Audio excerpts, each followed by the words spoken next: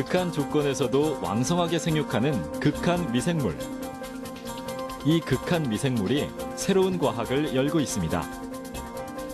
바이오 에탄올과 바이오 수소 등 바이오 에너지를 쉽고 효율적으로 만들며 염도가 높은 음식물 쓰레기의 분해도 도와주는 극한 미생물의 능력. 따라서 극한 미생물을 찾기 위한 노력이 계속되고 있는데요. 심해저를 탐사하고 새로운 우주 미생물을 찾는 등 극한 미생물 발견에 박차를 가하고 있습니다. 과학 미래를 열다. 오늘은 극한 미생물의 두 번째 이야기로 들어가 볼까요?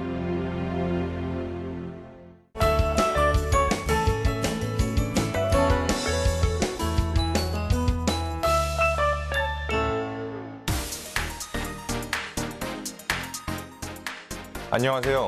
과학 미래를 열다 이한승입니다. 지난 시간에 극한 미생물에 대해 함께 알아봤는데요. 극한 미생물은 극한의 온도와 염도, 압력 등을 필요로 하거나 극한 상황에서 활발히 생육하는 미생물들이라고 말씀을 드렸습니다. 또한 극한 미생물들은 다양한 공업에도 사용되고 있다고 말씀드렸는데요. 전분당 공업, 피혁 가공, 세탁용 세제 등 우리 삶의 다양한 부분에서 아주 중요하게 사용되고 있습니다. 오늘은 극한 미생물 그 두 번째 시간인데요.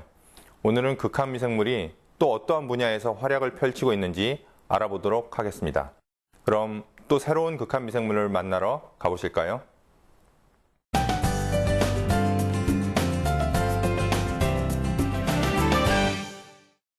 현재 극한 미생물이 가장 주목을 받는 분야는 바이오 에너지 분야입니다.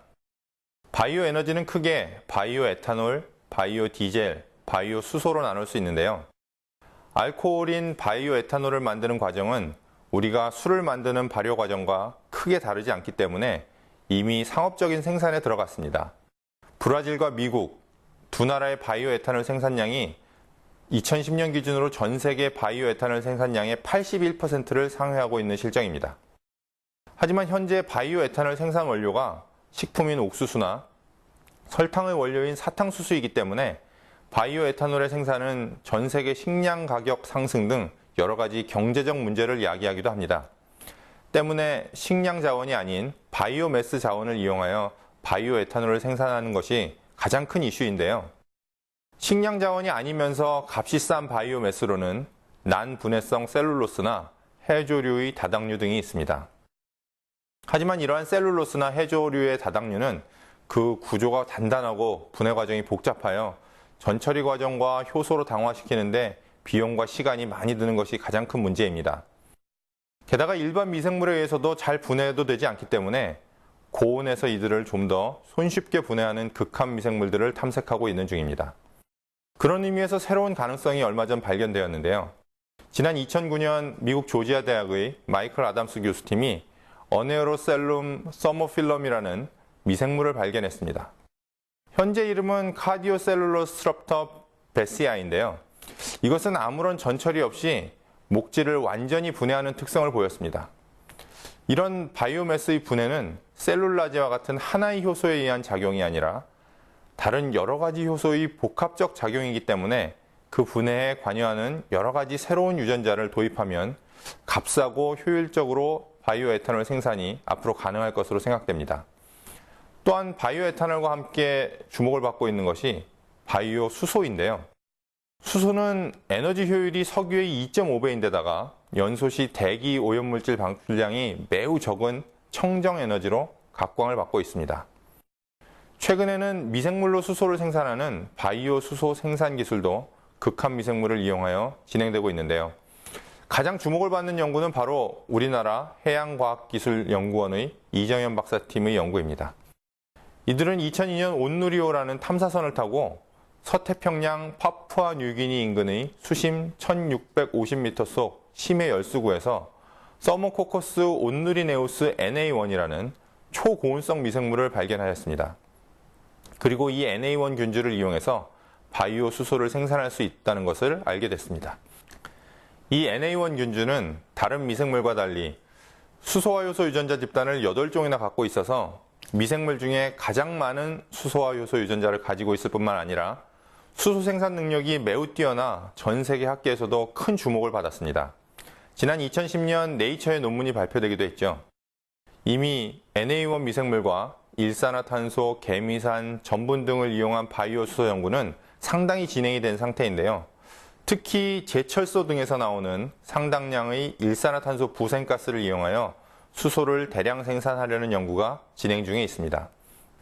또한 이 균주의 유전자 조절을 이용하는 유전체학이나 대사산물을 조절하는 대사체학 지식을 이용하여 유전공학적인 기법을 통해 바이오 수소 생산성이 증가된 변이체를 만들기 위한 노력도 함께 진행되고 있습니다. 이처럼 난분해성 바이오매스를 이용한 바이오 에탄올이나 바이오 수소의 상업적인 생산을 위해서는 생산성과 경제성이라는 벽을 뛰어넘어야 하는 과제가 아직 남아있는데요. 하지만 앞으로 기술이 꾸준히 개발된다면 이러한 어려움을 딛고 바이오 연료를 사용할 날이 올 것으로 기대되고 있습니다.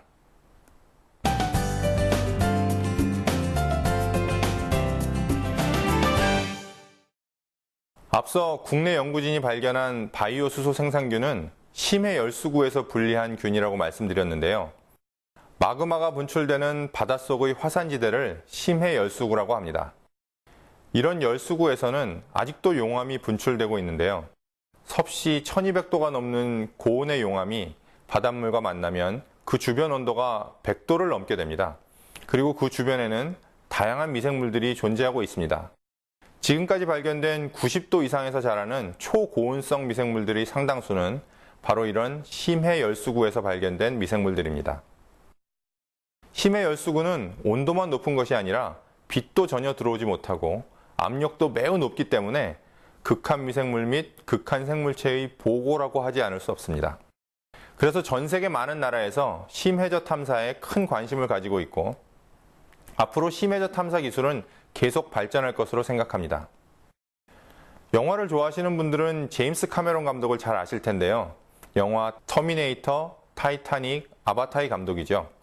그런데 이 제임스 카메론 감독이 지난 2012년 3월 26일 인류 역사에 기념비적인 기록을 하나 남겼습니다. 혼자서 지구상의 가장 깊은 바다에 유인 잠수정을 타고 내려가서 탐사에 성공한 이른바 심해도전 프로젝트였죠.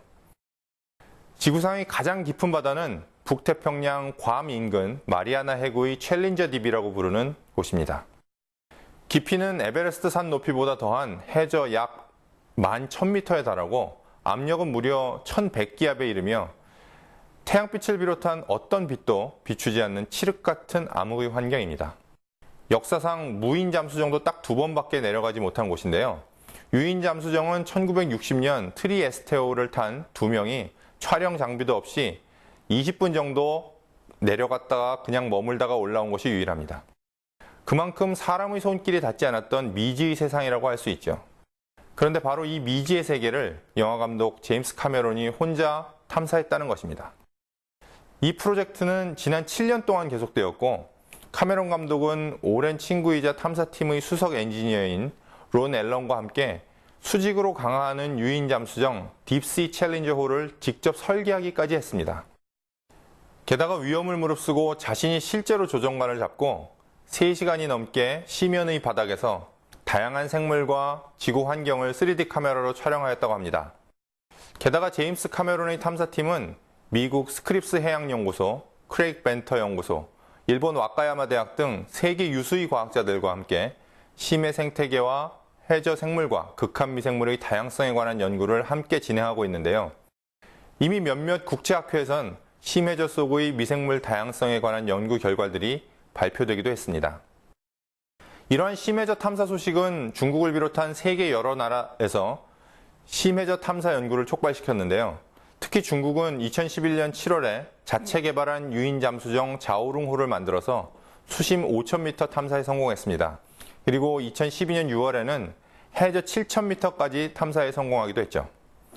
해저 7,000m면 일부의 아주 깊은 해구를 제외하고는 사실상 거의 모든 심해저 탐사가 가능한 수준입니다. 우리나라는 심해 무인 잠수정인 해미래호로 6,000m 해저 탐사 능력을 보유하고 있긴 하지만 유인 잠수정은 아직 없는 상태이고 심해저 탐사에 대한 연구도 그리 활성화되지 못하고 있는 실정입니다.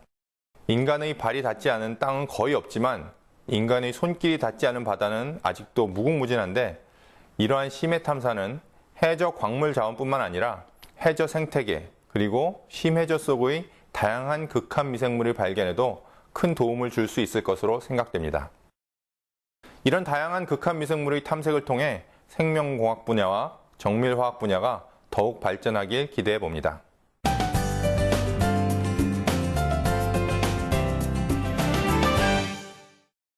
새로운 극한 미생물을 발견하려는 과학자들의 노력이 집중되고 있는 또 다른 분야 중 하나가 바로 우주생물학 분야입니다. 우주생물학은 지구 밖 생명체의 기원, 진화, 생물 분포 등을 연구하는 분야인데요. 아마 과학 뉴스에 관심이 있으신 분들은 지난 2010년 12월 미국 항공우주국 나사에서 외계 생명체와 관련된 발표를 한다고 해서 전 세계적인 소동이 벌어졌던 것을 기억하실지도 모르겠습니다. 하지만 결국 나사의 발표를 듣고 보니 우주 생명체에 대한 발표가 아니라 독성 물질인 비소를 DNA에 갖고 있는 미생물 GFAJ1을 찾았다는 발표였는데요. DNA는 당, 인산, 염기로 구성되어 있는데 이 미생물의 DNA에는 인산 대신 같은 족 원소인 독성 물질 비소를 가지고 있다는 것이었죠. 따라서 우리가 지금까지 알고 있는 유전 물질과 전혀 다른 유전 물질이 존재할 수도 있을지 모른다는 가능성을 제시한 것인데요. 이 균주는 미국 캘리포니아의 모놀레이크라고 하는 염호에서 발견된 호염성 세균이었습니다. 하지만 나중에 밝혀지기로는 이 균주는 비소가 많은 환경에서 적응한 것일 가능성이 높고 실제로는 DNA에 비소를 갖고 있지는 않은 것으로 보인다고 해서 아직까지도 논쟁 중입니다. 그런데 왜 미국 항공우주국 나사는 이런 극한 미생물들을 찾고 있는 것일까요? 실제로 나사에는 우주생물학 연구소가 있는데 그건 아마도 만일 외계에 생물이 존재한다면 산소도 없고 유기물도 부족하고 독성 무기물이 많은 환경에서 자랄 수 있는 극한 미생물일 가능성이 높기 때문입니다. 따라서 극한 미생물의 생육 환경과 생육 조건 또는 과거 흔적들을 잘 이해하면 기존의 생물과는 다른 독특한 외계 생명체를 이해하는데 도움을 줄 수 있을 것이라고 생각하는 것이죠. 때문에 우주생물학자들은 지구상의 외계의 환경과 비슷한 조건을 가진 곳들을 찾아다니면서 그런 곳에서 사는 극한 미생물들을 탐색하기도 하는데요. 가장 대표적인 곳들이 화산지대가 많은 미국의 옐로우스톤 국립공원이나 오스트레일리아 서부 샤크만의 스트로마톨라이트 카리니치 국립공원과 같은 곳들입니다. 물론 아직까지 외계 생물체가 살고 있다는 직접적인 증거는 전혀 발견되지 않았고 생물체가 살기 위한 근본적인 조건인 물의 존재도 논란이 많은 상태인데요. 때문에 실제로 들어가는 비용에 비해 결과물이 부족하다는 비판을 받기도 하는 분야가 바로 우주생물학 분야입니다. 그래서 그만큼 우주생물학 분야는 어렵고 힘든 분야이기도 합니다만 외계 생명체를 찾기 위한 노력은 앞으로도 계속될 것이고 때문에 극한 미생물과 관련된 우주생물학 연구는 계속 진행될 것입니다. 그러다 언젠가 외계 생명체를 발견하는 엄청난 일이 벌어질지도 모르죠.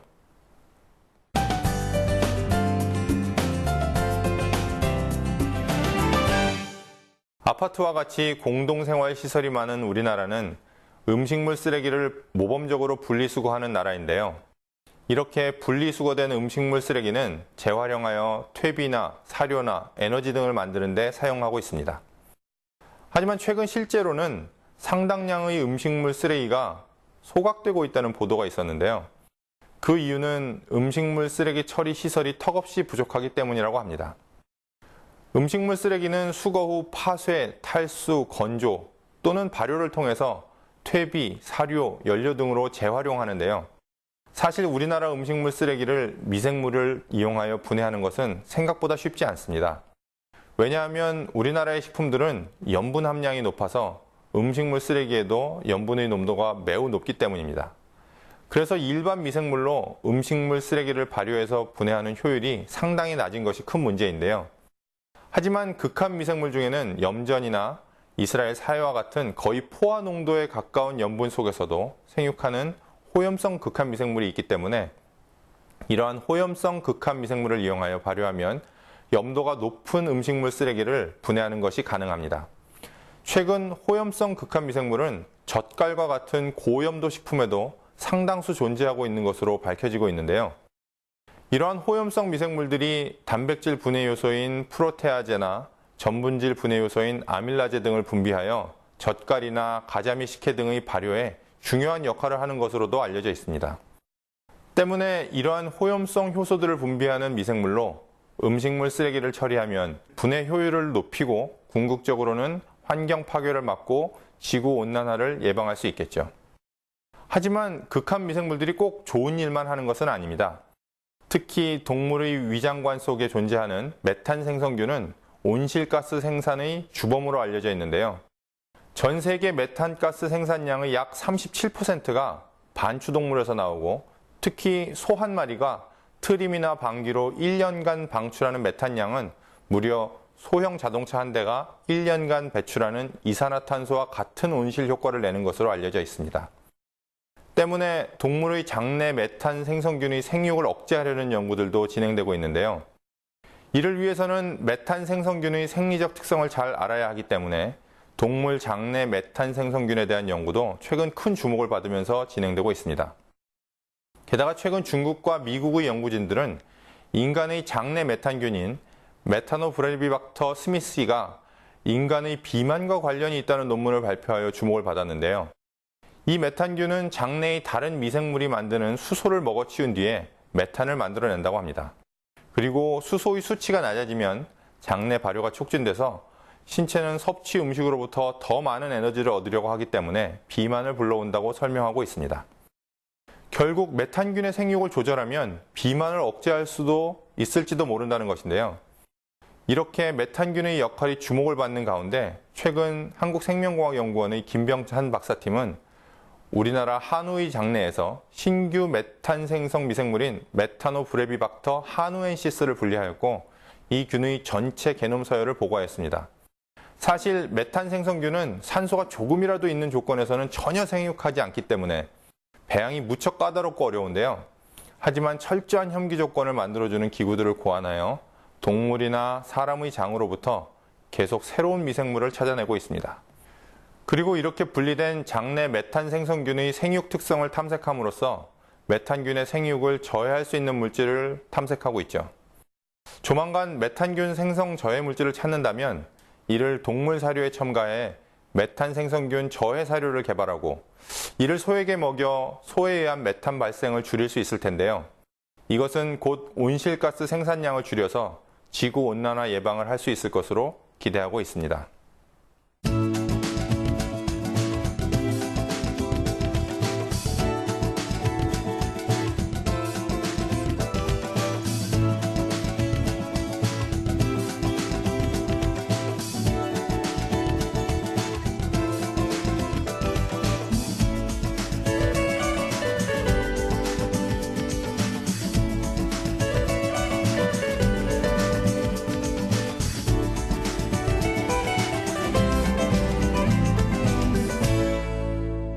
오늘은 극한 미생물의 또 다른 가능성에 대해 알아봤는데요. 바이오 수소 생산부터 지구 온난화를 예방하는 데까지 이렇게 다양하게 사용될 만큼 앞으로 극한 미생물은 우리에게 새로운 과학을 선물할 것으로 보입니다. 또한 여러분에게 극한 미생물이 더 이상 낯선 존재가 아니라 친숙한 존재가 되었으면 좋겠습니다. 과학 미래를 열다 시청해주신 여러분 고맙습니다.